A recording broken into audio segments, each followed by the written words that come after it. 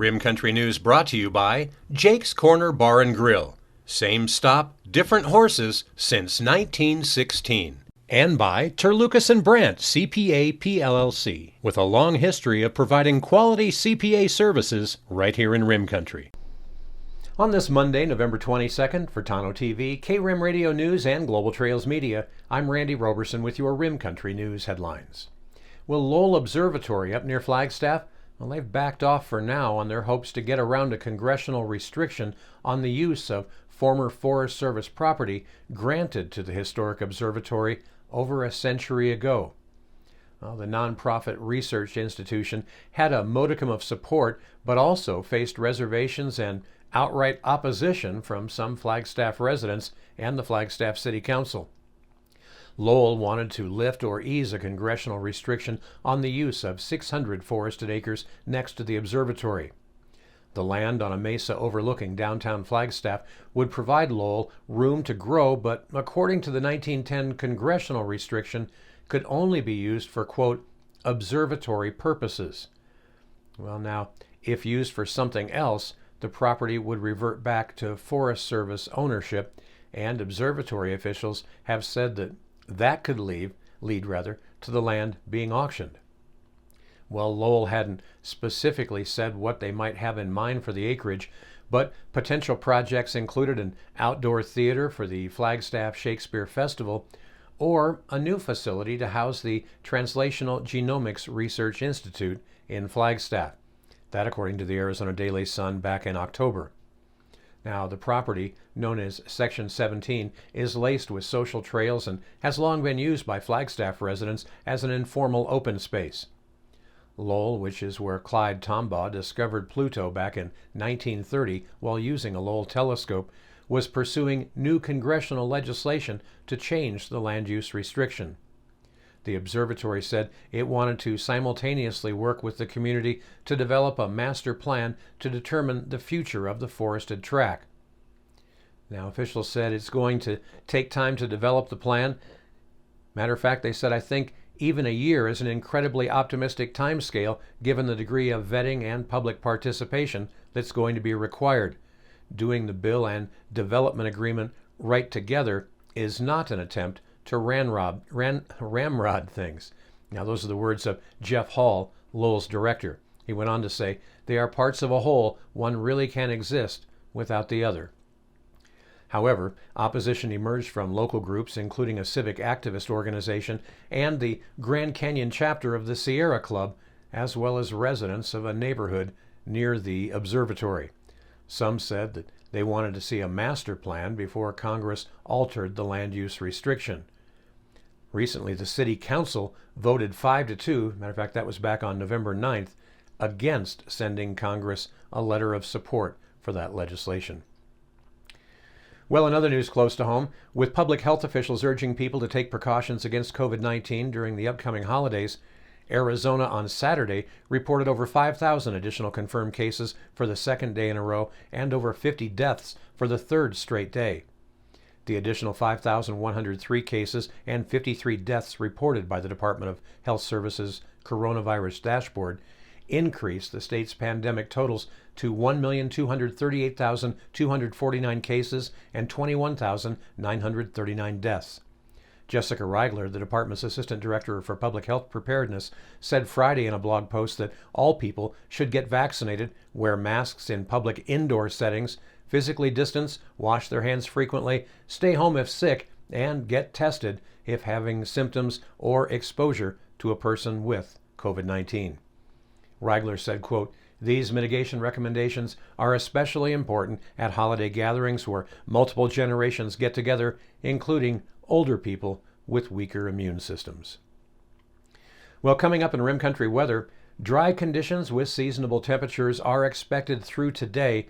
Cooler and more unsettled weather, though, arrives tomorrow. So what's this going to make your Thanksgiving holiday look like? Well, a complete report on your 7-day forecast is coming up next. You're watching Rim Country News. Jake's Corner Bar and Grill. It's not just a bar, it's a destination. Jake started out as an Arizona stage stop way back in 1916, and folks have been stopping here ever since. Jake's also has been famous as a popular stopping spot for travelers headed to Rim Country or Roosevelt Lake. But as more people discover this historic stop, more and more, it becomes the destination. It was even featured in the 2008 movie Jake's Corner and later featured at the Sedona Film Festival. Ice-cold beers from the tap, imported or specialty beers, a generously stocked full bar, and great food that keeps you wanting to come back again and again. Enjoy a game of pool inside or step out and enjoy the covered patio and outdoor bar with live entertainment and much more. We hope to see you soon at one of the most historic stopping spots in Arizona, Jake's Corner Bar and Grill. It's not just a bar, it's a destination. Hi, I'm Michael Dowling with the Old County Inn and Pinewood Tavern. So we've been using Terlucas and Brandt probably for the last 4 years. They've been really awesome to work with, Amy and Marguerite.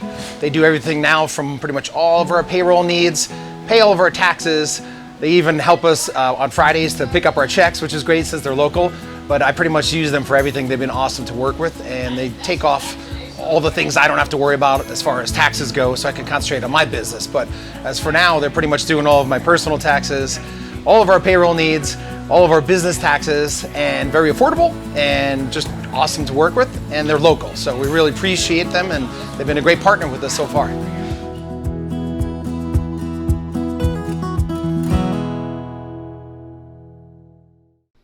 Well, taking a look now at your Rim Country 7-day weather forecast, you can expect breezy and cooler conditions this afternoon with a short wave passage just to the north of Arizona.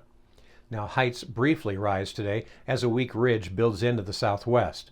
A short-lived return to lighter winds and warming temperatures is expected today on your Monday as a result. Now, a weak upper-level low off the Southern California coast is going to eject into the coast tomorrow.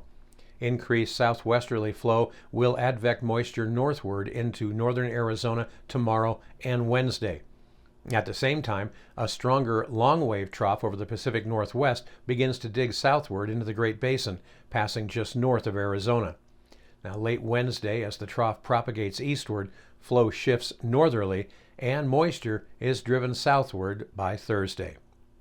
Now, confidence is increasing in precipitation chances over northern Arizona for midweek as a result, with the greatest chances for showers occurring Tuesday and especially Tuesday night, with a few isolated areas of showers lingering through Thursday over eastern Arizona and especially in the White Mountains, with northeast flow on the backside of the departing system.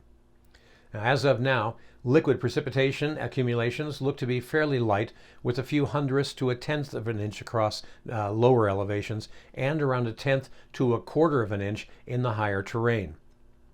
Now, temperatures are expected to remain warm, enough so that most locations, all they're going to see is rain.